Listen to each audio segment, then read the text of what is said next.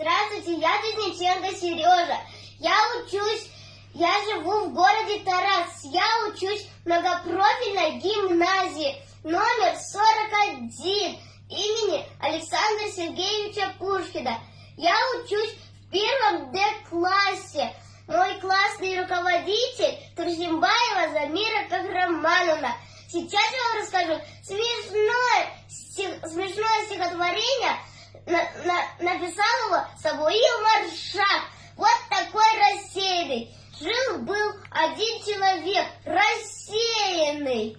Вместо рубашки надел брюки, вместо шапки сковороду, вместо перчатки валенки.